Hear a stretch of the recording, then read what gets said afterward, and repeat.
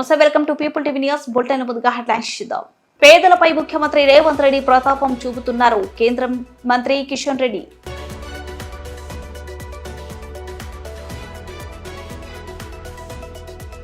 దత్త మంటపం ప్రారంభోత్సవంలో ముఖ్యమంత్రి రేవంత్ రెడ్డి.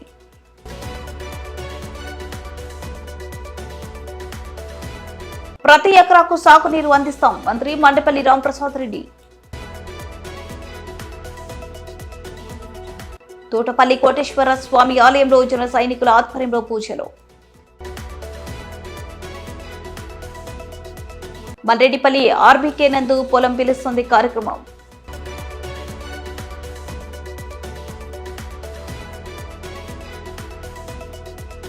పేదలపై ముఖ్యమంత్రి రేవంత్ రెడ్డి ప్రతాపం చూపుతున్నారని భాజపా రాష్ట్ర అధ్యక్షుడు కేంద్ర మంత్రి కిషన్ రెడ్డి విమర్శించారు. హైడ్రా పేరుతో కూల్చివేతలు ఆపాలని సీఎంకు విజ్ఞప్తి చేశామన్నారు.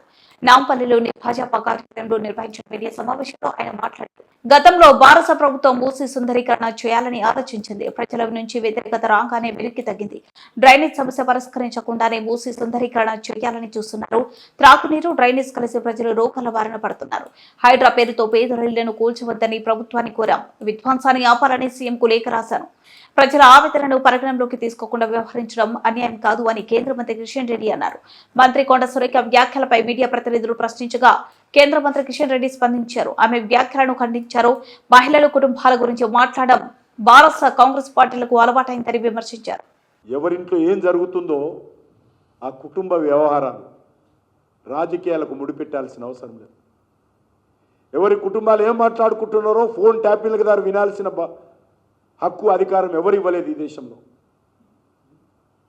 భార్యాభర్తలు ఏం మాట్లాడుకుంటున్నారో, ఒక అమ్మాయి అబ్బాయితో ఏం మాట్లాడుతున్నాడో, ఒక వ్యాపారస్తుడు ఇంకో వ్యాపారస్తుడు ఏం మాట్లాడుతున్నాడో, దేశ భద్రతకు సంబంధించినంత వరకు, లేక దేశ ఆర్థిక వ్యవస్థకు నష్టం కలిగించేంత వరకు, దేశ సమగ్రతకు నష్టం కలిగించేంత వరకు ఏ ఒక్కరి ఫోన్ కూడా ట్యాప్ చేసేటువంటి అధికారం లేదు.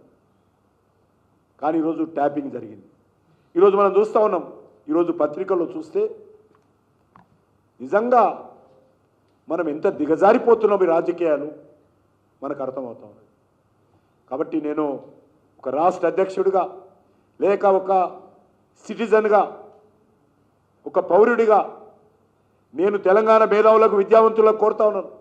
తెలంగాణ సమాజం చాలా గౌరవపూర్వకమైనటువంటి సమాజం. అటువంటి సమాజాన్ని కేసీఆర్ పూర్తిగా విమర్శిస్తేనే పేరు వస్తుందని ఆ రోజు ఆయన ఆ రకంగా విమర్శలు మొదలుపెట్టాడు. కేసీఆర్ మొదలుపెట్టింది తర్వాత కొడుకు వారసత్వంగా ముందుకు తీసుకెళ్లాడు. దాన్ని నేనేం తక్కువ, రేవంత్ రెడ్డి కూడా అదే విధంగా వివరించాడు. నేను చూశాను. నేను నెక్కర్లు ఇప్పేస్తా, చెడ్డీలు ఇప్పేస్తా, కండ్లు పీకేసి గోళీలు ఆడతా, లాగులలో తొండలు వదులుతా. ముఖ్యమంత్రి చేసి లాగులలో తొండలు వదలడానిక? రేవంత్ రెడ్డి ముఖ్యమంత్రి చేసింది కండ్లు పీకి గోళీలు ఆడడానిక? ఈరోజు ముఖ్యమంత్రి మాజీ ముఖ్యమంత్రి కొడుకు అయితే హద్దు అదుపులేదు ఆయన కూడా. కాబట్టి రెండు పార్టీలు కూడా ఈ రకమైనటువంటి భాషతో తెలంగాణ రాష్ట్ర రాజకీయాలను దిగజారుస్తూ ఉన్నారు. కాబట్టి తెలంగాణ సమాజము ఈ రెండు పార్టీలను బహిష్కరించాల్సినటువంటి సమయం వచ్చింది. ఈ రెండు పార్టీలకు బుద్ధి చెప్పాల్సిన అవసరం వచ్చింది. మీడియా కూడా ఈ రెండు పార్టీలను బహిష్కరించాలి. ఈ రెండు పార్టీలు కూడా తాము చేసినటువంటి మాటలకు, వ్యవహరిస్తున్నటువంటి తీరుకు ముక్కుకు నేలకు రాసి తప్పైందని భాగ్యలక్ష్మి టెంపుల్ దగ్గర క్షమాపణలు కోరేంత వరకు కూడా ఎవరు కూడా వీళ్ళకు పతాక శీర్షికలు మీరు బంద్ చేస్తే, ప్రజల మద్దతు ఆదుకుంటే, మేధావులు అడ్డగిస్తే ఈ తెలంగాణ బాగుపడుతుంది.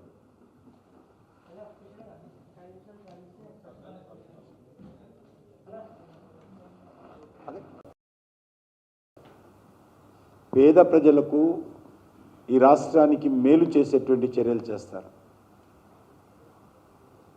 కొంతమంది ప్రాజెక్టులు కడతారు, కొన్ని సంక్షేమ కార్యక్రమాలు అమలు చేస్తారు. కానీ ప్రభుత్వము మనం చూస్తూ ఉన్నాము, ఒక్క స్కూలు కట్టలేదు, ఒక్క పేదవాడి బడుగు బలైన వర్గాలకు సంబంధించినటువంటి ఇందిరమ్మ ఇళ్ళ గృహ సముదాయానికి ఒక్క దగ్గర కూడా శంకుస్థాపన కూడా చేయలేదు. కానీ పేదవాడు నివాసం ఉంటున్నటువంటి బస్తీల మీద కన్నేసి ఆ ఇళ్లను కూల్చడం అనేటువంటిది నాకు తెలిసినంత వరకు దేశంలో ఇంతవరకు ఎక్కడ కూడా జరగలేదు. ఏ ప్రభుత్వమైనా అనేకమైనటువంటి ప్రజలకు ప్రభుత్వానికి సంబంధించినటువంటి మంచి కార్యక్రమాల మీద పేరు తెచ్చుకోవాలనుకుంటారు. కానీ ప్రభుత్వము కూల్చివేతల ద్వారా పేరు తెచ్చుకోవాలనుకోవడము అంతకంటే అవివేకము, అంతకంటే దుందుడుకు విధానము, అంతకంటే అవగాహన రాహిత్యం. దేశ రాష్ట్ర ప్రజలు సుఖ సంతోషాలతో ఉండాలని, పాడి పంటలతో వర్ధిల్లాలని ముఖ్యమంత్రి రేవంత్ రెడ్డి అన్నారు. మేడ్చల్ జిల్లా దుండిగల్లోని శ్రీ గణపతి సచ్చిదానంద ఆశ్రమంలో దత్త సభ మండపాన్ని ఆయన ప్రారంభించారు. ఈ సందర్భంగా రేవంత్ రెడ్డి మాట్లాడుతూ భక్తులందరితో కలిసి ఈ కార్యక్రమంలో పాల్గొనడం ఆనందంగా ఉందని, ఇది శుభసూచకమన్నారు. ప్రశాంత వాతావరణం, సాంప్రదాయాలు ఉన్న రాష్ట్రంలో అభివృద్ధి జరుగుతుందన్నారు. ఈ ఆశ్రమానికి వచ్చే భక్తులకు ప్రశాంతత చేరుకుందని ఆకాంక్షించారు. అంతకుముందు శ్రీమద్ భాగవతానికి శ్రీ గణపతి సచ్చిదానంద స్వామిజీ వ్యాఖ్యానాలతో రచించిన పుస్తకాన్ని ఆయన ఆవిష్కరించారు. కార్యక్రమంలో మంత్రి శ్రీధరబాబు, గణపతి సచ్చిదానంద స్వామిజీ, శ్రీ దత్త విజయానంద తీర్థ స్వామిజీ పాల్గొన్నారు. అదేవిధంగా గణపతి సచ్చిదానంద స్వామి నూతన ప్రార్థనా మందిరాన్ని ఈరోజు మనం ప్రారంభించుకొని ఈ రాష్ట్రము, దేశము, ప్రజలు సుఖశాంతులతో ఉండాలి, పాడి పంటలతో వర్ధిల్లాలి, ఎక్కడ ఏ కష్టము, ఏ ఇబ్బంది వచ్చినా ఈ ప్రార్థనాలయానికి వచ్చి ఇక్కడ కూర్చుంటే, ఇక్కడ ధ్యానంలో నిమగ్నమైతే వారికి తప్పకుండా ప్రశాంతత చేకూర్చడమే కాకుండా వారి కష్టాలు తీరుతాయని చెప్పి నేను సంపూర్ణంగా విశ్వసిస్తున్నాను. అదేవిధంగా అద్భుతమైన నిర్మాణము, కళాఖండాలుగా తీర్చిదిద్ది వాస్తవంగా ఈ కార్యక్రమం రావాలనా వద్దా పెద్దగా నేను ఎలాంటి నిర్ణయం తీసుకోలేదు. ఢిల్లీలో ఉన్నప్పుడు మా మిత్రుడు, మంత్రివర్గ సహచరుడు శ్రీధర్ బాబు గారు స్వామివారు ఆదేశించారు మీరు రావాలి అని వారు నాకు చెప్పడం, వారి సూచన మేరకు నేను ఈరోజు ఇంత గొప్ప కార్యక్రమంలో పాల్గొనే అవకాశం కలిగింది. రాకపోయి ఉంటే ఒక అద్భుతమైన సన్నివేశంలో నా పాత్ర లేకుండా పోయే ప్రమాదం ఉండే. స్వామివారి ఆదేశము, నేను ఇక్కడికి రావడము, ఇంత మంచి కార్యక్రమంలో పాల్గొని భక్తులందరితో కలిసి ఈ ఒక శుభకార్యంలో పాల్గొనడము, ఇది తెలంగాణకు శుభసూచకము. తెలంగాణకు తప్పకుండా మేలు జరుగుతుంది అని చెప్పి మా ప్రభుత్వం భావిస్తుంది. ఏ రాష్ట్రంలో అయితే ప్రశాంతమైన వాతావరణము, సాంప్రదాయాలను కాపాడుతామో, సాంప్రదాయాలను భవిష్యత్ తరాలకు అందించే వాళ్లకు గౌరవం దక్కుతుందో ఆ రాష్ట్రంలో అభివృద్ధి జరుగుతుందని చెప్పి రాష్ట్ర ముఖ్యమంత్రిగా నేను సంపూర్ణంగా విశ్వసిస్తున్నాను. లక్కిరెడ్డిపల్లిలో జరిగిన గ్రామ సభకు రవాణా, యువజన, క్రీడా శాఖ మంత్రి వర్యులు మండిపల్లి రాంప్రసాద్ రెడ్డి ముఖ్య అతిథిగా హాజరయ్యారు. మంత్రి మాట్లాడుతూ మన రాష్ట్రంలో కేవలం 5 జిల్లాలో 12 గ్రామాలలో మాత్రమే జాతిపిత మహాత్మా గాంధీ జయంతి సందర్భంగా ప్రత్యేక గ్రామ సభలు ఏర్పాటు చేయడం జరిగింది అన్నారు. అందుకు లక్కిరెడ్డిపల్లి వేదిక కావడం సంతోషంగా ఉందన్నారు. రాష్ట్రంలోని అన్నమయ్య జిల్లా ఎక్కువ కరువు కాటకాలతో రైతులు ఇబ్బందులు ఎదుర్కొంటున్నారు. ఇప్పటికే అనేక గ్రామాలలో 15 త్రాగునీటి బోర్లు వేయించామని, తాగునీటితో పాటు సాగునీరు సీఎం చంద్రబాబు నాయుడు సహకారంతో ప్రతి ఎకరాకు నీరు అందించేందుకు కృషి చేస్తామన్నారు. మనకు మొట్టమొదట అన్ని గ్రామ పంచాయతీలు గ్రామ సభలు ఒకే రోజు జరిపి దాదాపు 1,20,00,000 మంది గ్రామ సభలకు హాజరవ్వడం జరిగింది. సో అదే రోజు నాటికి మీ అందరికీ కూడా 15th ఫైనాన్స్ గ్రాంట్ కూడా ప్రభుత్వం ఇచ్చింది. ఇప్పుడు మళ్ళీ ప్రత్యేక గ్రామ సభలు మనం స్వచ్ఛతా హీ సేవకి అనుగుణంగా ఇక్కడ ఏర్పాటు చేసుకున్నాం. మన జిల్లాలో ప్రత్యేకమైన గ్రామ సభగా ఇక్కడ ఏర్పాటు చేశాం. ఈ స్వచ్ఛతా హీ సేవ గత 15 రోజుల నుంచి కూడా క్లాప్ మిత్రాలు అంటే సఫాయి మిత్రాలు, పంచాయతీ సెక్రటరీ, గ్రామ సర్పంచ్, వార్డు మెంబర్లు, గ్రామ సభ సభ్యులు, మన ఆనరబుల్ మినిస్టర్ గారు, ఇతర ప్రజాప్రతినిధులు అందరూ కూడా కష్టపడి మనం ఈరోజు మన రాష్ట్రంలోనే అత్యధికంగా ఈవెంట్స్ చేయడం జరిగింది. చెత్త ఎక్కడుంటే అక్కడ గుర్తించడం జరిగింది, దాన్ని క్లీన్ చేయడం జరిగింది. మీరందరూ కూడా ఎంతో పాటుపడ్డారు. మీ అందరికీ కూడా, మీ అందరి సహకారానికి కూడా నా యొక్క కృతజ్ఞతలు. దాన్ని మరి రాష్ట్ర ప్రభుత్వం కూడా గుర్తించింది, అన్నమయ్యకు అవార్డు కూడా అందించింది స్వచ్ఛ సేవలో. సో మనము మన జిల్లా ఇంతటి ప్రగతి సాధించడానికి మన మంత్రివర్యులు వారు ఎప్పటికప్పటికీ రాష్ట్ర ముఖ్యమంత్రి గారితో, రాష్ట్ర ప్రభుత్వంతో మన జిల్లా సమస్యలు ఎప్పటికప్పుడు చర్చించడం, నియోజకవర్గ సమస్యలు కూడా చర్చించడం, వాటికి పరిష్కారాలు చూడడం, అలాగే కలెక్టర్గా నాతో మరియు జిల్లా యంత్రాంగంతో ఎప్పటికప్పుడు కలుపుకుంటూ సమస్యల పరిష్కారానికి ముందుకు వస్తున్నాం. అదేవిధంగా నిన్నటి రోజున పెన్షన్లు కూడా మన జిల్లాలో 99% మందికి ఒక్కరోజే అందించడం జరిగింది. ఇది కూడా మనం రాష్ట్రంలో అత్యధిక శాతం మందికి ఇచ్చిన జిల్లాగా అన్నమయ్య నిలిచింది. సో దీనికి కారణం మన ప్రజాప్రతినిధులు, అదేవిధంగా గ్రామ సచివాలయ ఉద్యోగులు, ఎంపీడీఓ గారు, ఈఓపిఆర్డి గారు, అలాగే పీడీడీఆర్డీఏ వీళ్ళందరూ కూడా కష్టపడి మీ ఇంటికి ఎవరికైతే పెన్షన్ ఇవ్వాల్సి ఉందో వాళ్ళందరికీ ఇంటికి వచ్చి మార్నింగ్ పూటే మీ అందరికీ కలిసి పెన్షన్లు ఇవ్వడం జరిగింది. ఇవన్నీ మీకు గుర్తు చేసుకుంటూ ఈరోజు ప్రధానమంత్రి గారు ఏదైతే మనకు సందేశం ఇచ్చారో అది ఇక్కడ ప్లే చేయడం జరిగింది. మరి ఇన్ని రోజులు గత 10-15 రోజుల నుంచి కూడా చెత్తని ఉద్దేశించి మాట్లాడవలసిందిగా కోరడమైనది.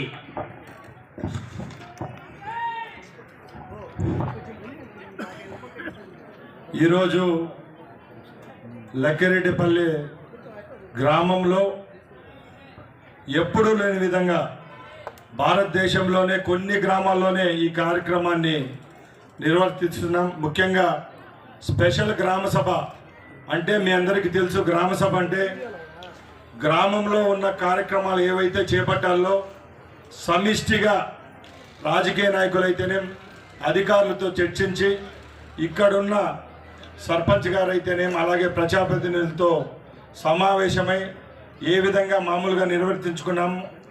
దానికి భిన్నంగా మన రాష్ట్రంలో కేవలం 5 జిల్లాల్లో 12 గ్రామాల్లో మాత్రమే ఈ కార్యక్రమాలు చేపడుతున్నాం.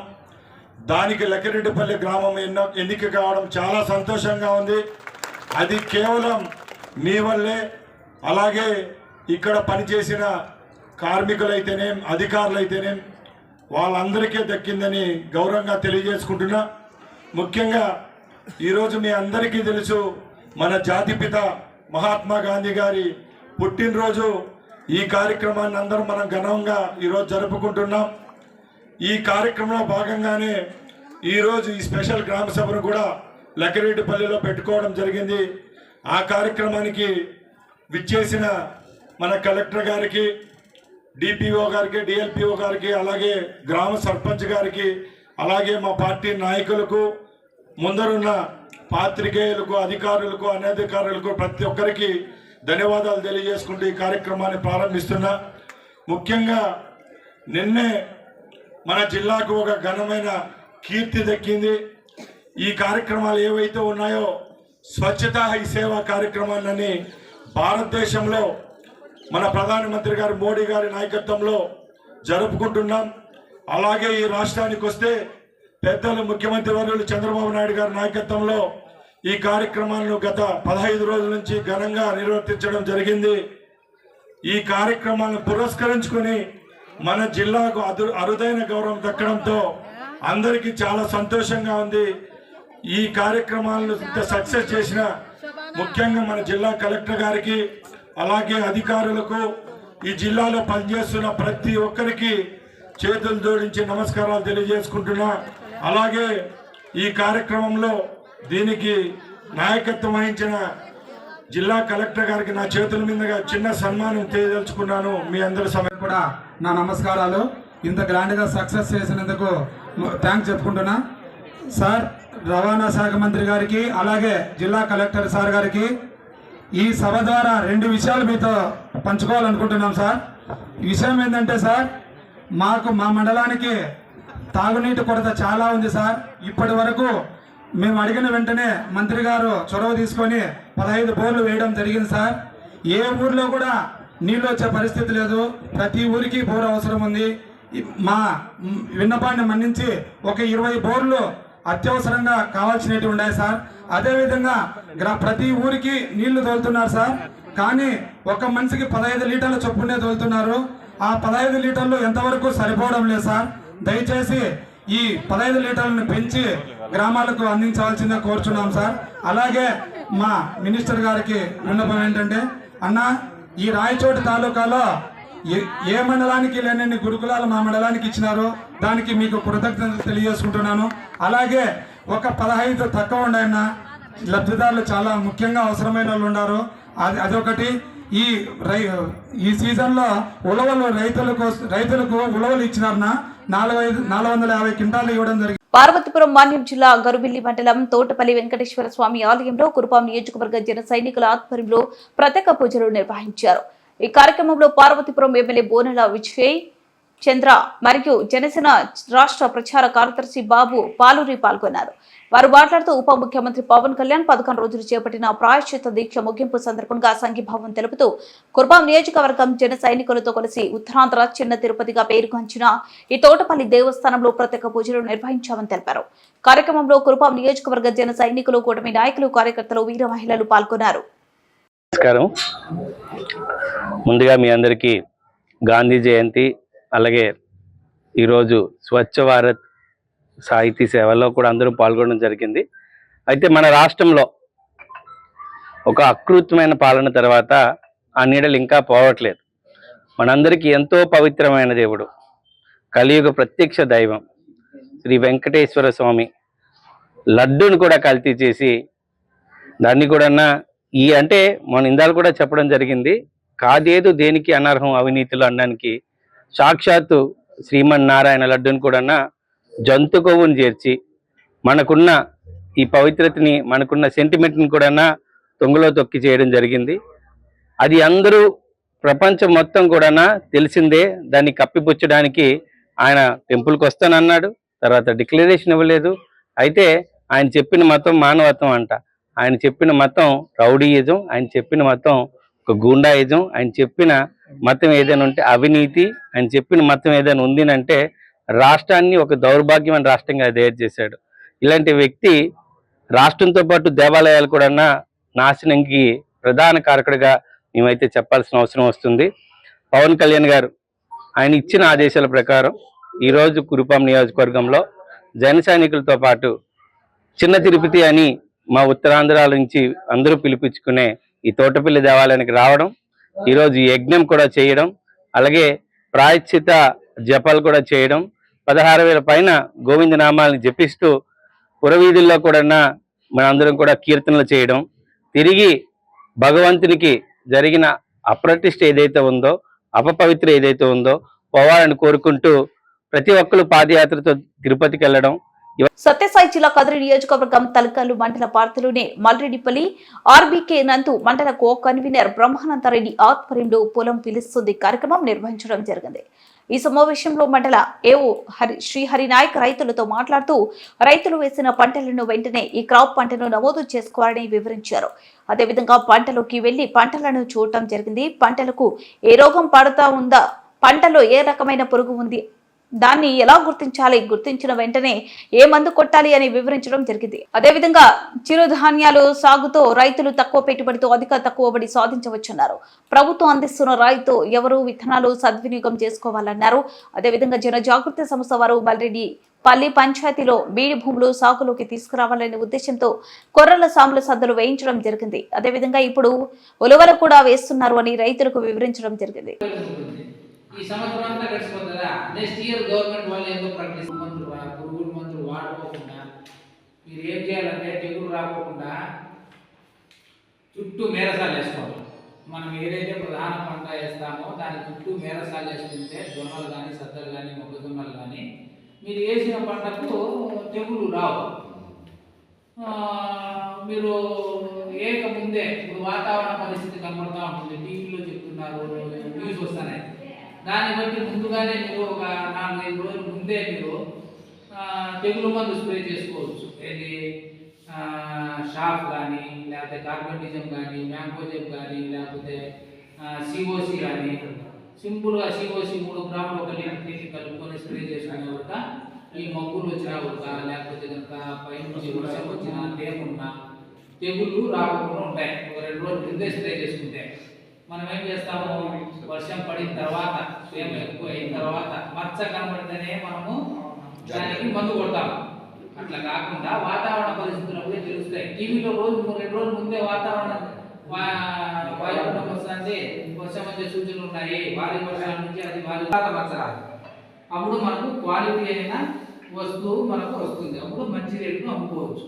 ఇప్పుడు దానిలోంచి వస్తా ఉంటే అందులో ఏం చేస్తా అంటే ఏరుతున్నారు మంచిగా ఇది ఒక రేట్ పోతుంది అట్లా. కాబట్టి మచ్చ రాకూడదంటే 2 రోజుల ముందే వాతావరణం దానిపైన పక్షి కూర్చోవడానికి మనం స్థావరాలు ఏర్పాటు చేసినాం. ఇప్పుడు మనం ఇక్కడ మీటింగ్ పెట్టుకున్నాము, కూర్చుండే చైర్లు వేసుకున్నాము. మనం కూర్చోవడానికి ఏర్పాటు చేసేది పక్షులు వచ్చి అక్కడ కూర్చుంటాయి, అక్కడ పడితే పంటలు తినేస్తాయి. సో ఇట్లాంటివన్నీ మనం చేసుకుంటే మన పురుగు మందులు కానీ పురుగు మందులు కానీ తక్కువ పడి అధిక దిగుబడిని మంచి క్వాలిటీ ప్రోడక్ట్ను మనం తీసుకొని రైతులు మనం మార్కెటింగ్ చేసుకోవచ్చు. తర్వాత బుడ్డ ముగించే ముందు హెడ్లైన్స్ మరోసారి. పేదలపై ముఖ్యమంత్రి రేవంత్ రెడ్డి ప్రతాపం చూపుతున్నారు కేంద్ర మంత్రి కిషన్ రెడ్డి.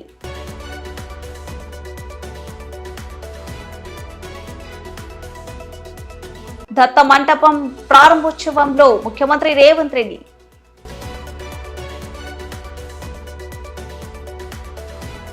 ప్రతి ఎకరాకు సాగునీరు అందిస్తాం మంత్రి మండపల్లి రాంప్రసాద్ రెడ్డి. తోటపల్లి కోటేశ్వర స్వామి ఆలయంలో జన సైనికుల ఆధ్వర్యంలో పూజలు. మల్రెడ్డిపల్లి ఆర్బీకే నందు పొలం పిలుస్తుంది కార్యక్రమం.